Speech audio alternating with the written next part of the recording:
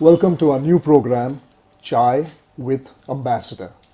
This is aimed at reaching out to a large cross-section of Croatian dignitaries to get their perspective on the situation in Croatia in diverse fields and to get their inputs on how we can advance the bilateral relationship. Our first speaker on this program is Mr. Božo Petrov, the charismatic leader of the Third Front, the Most Party, building bridges. He's also the deputy chairman of the Sabor. Welcome, Božo, dobrodošli u naš program. As you know, India is the second largest producer of tea in the world. Most Indians start their day by drinking tea. What are your priorities for your party in the coming future? Most nezavisnih lista, or we can say in translation, the bridge of independence lists, is one of the youngest political parties.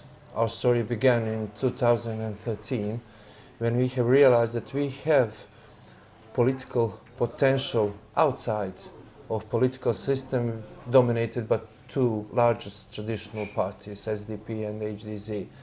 So we have entered the political arena in 2015 and made an unprecedented success, winning by 19 of 151 mandates. In 2016, in extraordinary parliamentary elections, we get a confirmation of people that they have recognized our political party as a firm fighters against political corruption. We have won 13 mandates.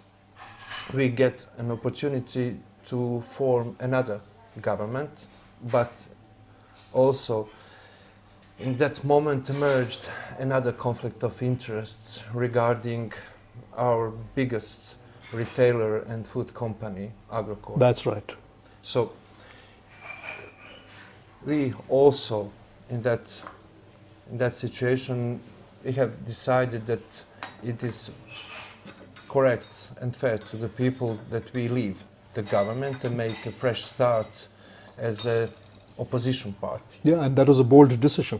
Yeah, but even after leaving the government as opposition party, we stay firm with our political principles, which include fighting against corruption, preserving national wealth and national resources, and also making Croatia as a country where everyone have equal opportunities. And how do you propose to take forward this agenda in the coming future? Is it an easy way forward for you given the political situation in Parliament today? Yep. Today we are creating a platform of people and ideas which have one single goal. And that goal is to motivate young people to stay in Croatia, yes, not to go in other members of European Union. I will remind you that in 2013, our country, Croatia, has become a 28th member of European Union. From that moment, we lost 5% of its people. I also think that we have a potential to explain to people that there is a reason why they have or they can stay in Croatia. Yeah. I think that with that platform we can create an opportunity for that people that they can stay in their country, in Croatia, and to create better life for themselves. Yeah, we have studied your platform for stopping this immigration of the youth into other countries. But for this, you need to have the solid collaboration with all the other political parties, with the people in the country. Are you receiving that kind of support for this program? We can find the support on terrain where we are making conventions, where we explaining the people what we are trying to do, what suggestions we have for this government. Okay, because we are an opposition political party, we can't make any moves toward the government Yes. so that they can approve everything what we do. In Yes. this moment, we are creating several initiatives through that platform, and we are asking from the government, from the political parties which are in position, to approve, because it's really good for every person. It's about our public services, it's about our judgment system, it's about economy and measures in economy, it's about also our families Yes. and their standards, which can be improved. Absolutely.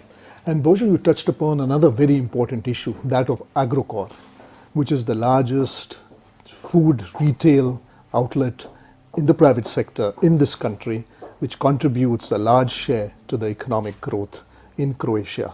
Are you satisfied with the restructuring process that is underway currently? And we know that the deadline of April is approaching fast for a deal between the Agrokor extraordinary management and the creditors. We have left the government because Yes. of the Agrokor and resolving the situation in Agrokor, because we haven't been satisfied with resolving that situation even in that moment.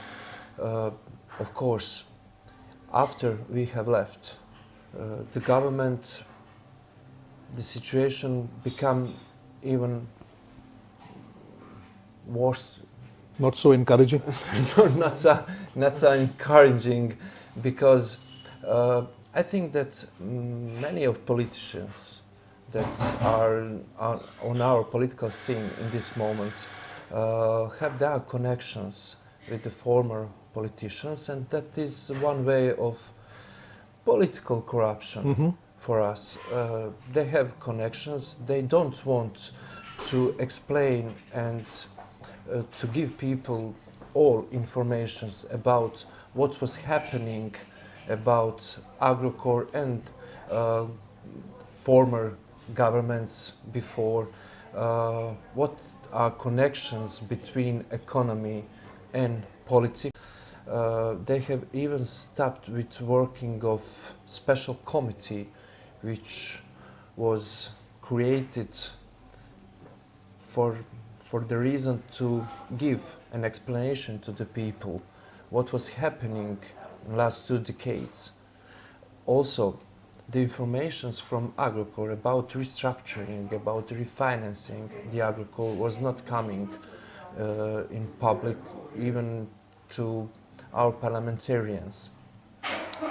Because of all of that, we don't think that restructuring in Agrokor or refinancing in Agrokor was something that is transparent, that is moving to the brighter. It's really important company for us because of its size. Yeah. We need more transparent process. We need several companies in Croatia which are derived from that company. Also, that company is really tightly connected with our national resources, Right. with the water, with the food production, with retailer companies. Right. And that's the reason why it's so important. This is something that will be watched very closely by the whole of Croatia and in the region, because Agrokor is not just operational in Croatia but also in the whole region. There is another issue which I know you have spoken out about, which is the Istanbul Convention, which is relating to the violence against women, etc. I know that there is division within the government whether to support it or not to support it. Could I ask you, what is your position? I have already said for media that in this moment I'm not for Istanbul Convention for several reasons. I do not approve any violence towards to any population. And I think that our legislative can make better initiative to prevent any kind of violence. But for me, I can't approve that some other body from some other institutions from foreign country will be above all institutions in and above the Croatia. national legislation. And I think that we lost the part of our sovereignty because of that. We will have really big problems with our legislative. UK stated maybe the best for me when they said we will accept that convention when we are aware that we can fulfill all conditions in that convention.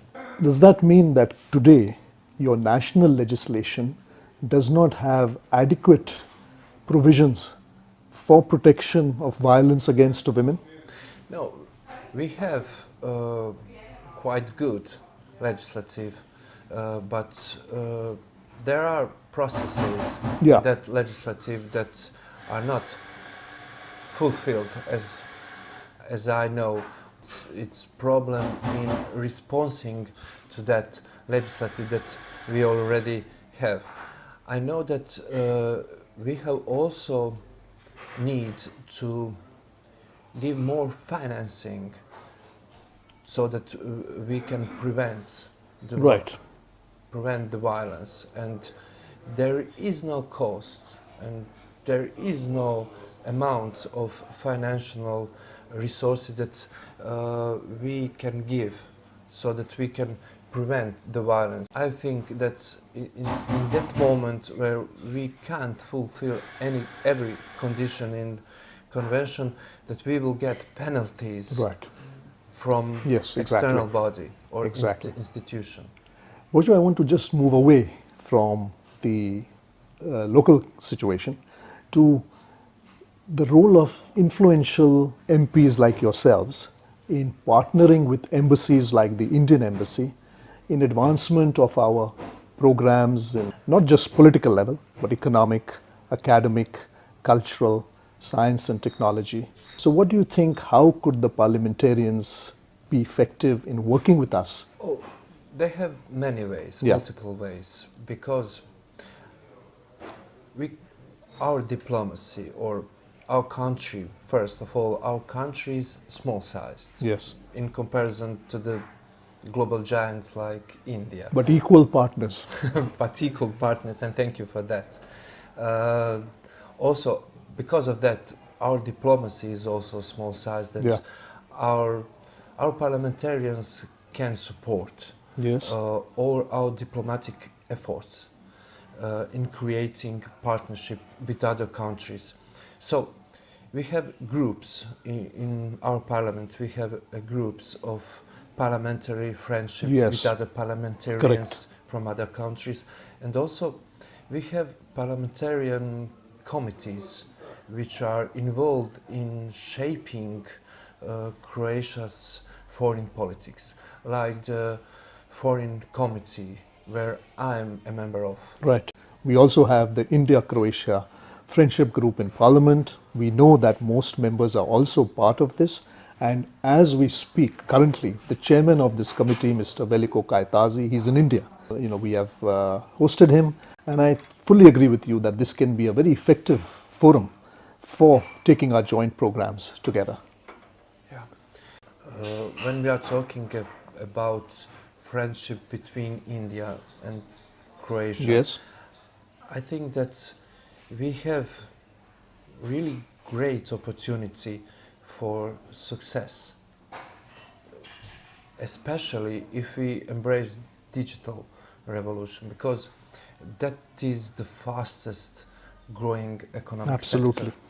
And what is important, that sector is the sector with complex products and with high added value. And important for us is that products are relatively move freely, that sector enabling people that they can connect between each other without need to change their place of residence, which is really important for us.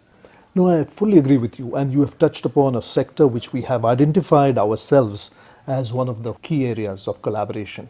And flowing from this digital economy, digital sector, the startups, innovations. As you know, India is one of the largest startup countries in the world, and 72% of our startups is done by business people who are less than 32 years of age. And this is exactly what is happening in Croatia. I don't think it is getting adequate attention, but we have made a whole database of the top innovative companies in Croatia, and most of them are below 35 years of age. We are trying to link them with Indian innovators. And you mentioned in your speech at our National Day, where you were the chief guest last year, about the Indology department in the University of Zagreb, where they have been teaching Hindi for 50 years and Sanskrit for the last 150 years. Again, all by themselves. I'm totally humbled by their passion, by their commitment, by their interest in Indian philosophy, language, history, culture. Of course. I have friends who have worked also with Indian colleagues, and as you have mentioned, it is really important that our government recognize the startups and all the scene that is happening right now in Croatia. Yes. That economic sector is the future. Yes. And I would also say that, we need to work together, not just in Zagreb, because Zagreb is not Croatia. And we have been going out to almost every region of Croatia to be able to build partnerships. And we would love to come to Metkovic as well, where you were born, where you were the mayor, where you did very effective work in the socio-economic improvement in the lives of the people, where the debts of that city was reduced considerably when you were the mayor. I think that there are a lot of opportunities, especially because our country is need for investors, for collaboration with other countries like India, and for startups. In this moment, we have two large investors that are coming, one for food production, and the other one for electric cars. But there are several other opportunities where there is a possibility to work together, and where there can be a partnership between India and India towns with I will pass on this information through our chambers of economy. And now a question in Croatian. Koji su tvoji interese izvan politike? Will I answer on English or Croatian? I will answer on English. Okay. First of all, it's my family. Every moment that I can spare, it's a moment with my wife and our three sons. Yes. Secondly, I have my medical practice. I'm a psychiatrist. I have possibility to work to help people. I cannot neglect my practice. Right. But in this moment, the politics cannot give you so much time as I would want. But I'm staying in touch with practical knowledge, with literature, medicine literature. I hope that one day I will continue with my medical practice. And the Sve najbolje za tebe. Thank you. And the third one, in my spare moments, I like to play table tennis, to ride the bike. And to play the piano. And to play the piano. And I also know that in your youth, you wanted to be a priest. Then you studied medicine, which you are still pursuing. And now you are a credible politician. So how come this huge evolution? I think that I will answer that question maybe in 20 or 30 years. I realized that I have some points in my life where I have totally changed Right. my way of living. I wanted to become a priest. I think it was because of the way of living, my connection to the church in my childhood, my family. Also, after I have realized that I'm not so good potential for the priest, that I want to have my family, I have started to study medicine, and I wanted to help Yes. people after all. When I have achieved almost everything, I have decided that it is time to make my surrounding better. I have really good opportunity in my hometown because there were several people like me. They tried to change the things in hometown. We didn't have so many possibilities. We had only a possibility to go away from our hometown or to start the fight. Bravo. Thank you. And I also know and I'm impressed by your interest in India. Last time we spoke about films, you spoke about Salam Bombay. Yeah. Today you briefed me about upcoming film Padman, and you know your love for Indian cuisine, etc., culture.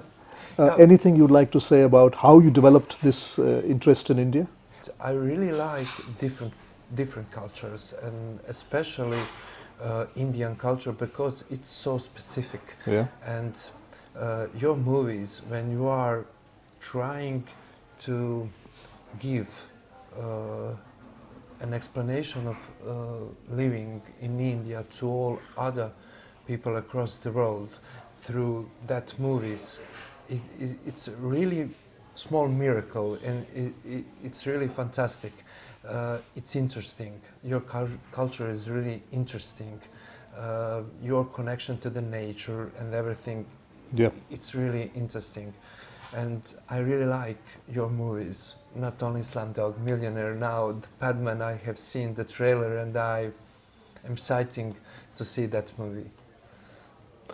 Božo, you talked about Indian culture connecting with nature. And this is one theme which has resonated very well with the Croatian populace.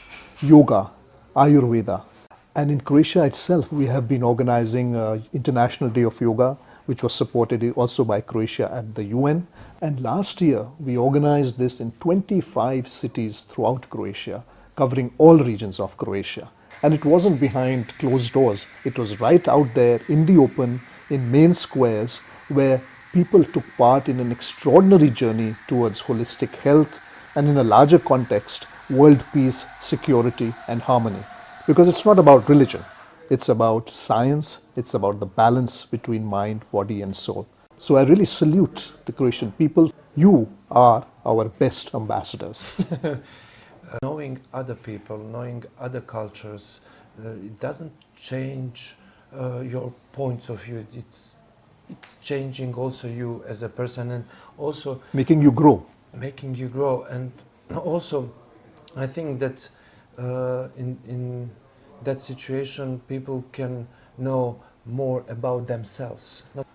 And as you said, that it's about becoming more multidimensional in your character, in your thinking, and that also corresponds to Croatia as a country. Because for me, Croatia is one of the most multicultural, multidimensional, multi-ethnic, where you have very nicely brought together different communities. As a nation, we are really peaceful nation, and we are accepting all other people, all other nations. Right. As I can know, we have one of best legislative for all people that are coming from other countries and they want to settle down in Croatia. Absolutely. And I do hope you enjoyed the Indian tea. It is great. Because we've been exporting Indian tea to Croatia along with coffee and other products. And we hope that, the message of tea with harmony, with, connecting with nature can come together. Thank you. And my final pitch for you, Božo, is what final message do you have for the diplomatic community, which in a lot of ways appreciate and celebrate your achievements even more than you yourselves do? Your political system advancement, your economic growth. 10 medals in the Olympics is no mean feat for a people of just 4.2 million people. Your stability of your institutions, writers, your literature, your films, which don't get that sort of recognition that they should. I know that we have much more space to improve all that sectors that you have named, but also I know that diplomats and other ambassadors can help us, so that the name and the work of Croatian people can be heard even further from Croatia. And I really hope that embassies in Croatia will spread the word about Croatia, so that we can make stronger our friendships and our connections. We shall certainly spread the word around, and we shall certainly spread the word of a charismatic leader called Božo Petrov, who's passionate, who's sincere, who's committed in taking the interests of his country forward. Thank you very much. Hvala lijepo, Božo. It was a pleasure to have you on our show. Thank you very much.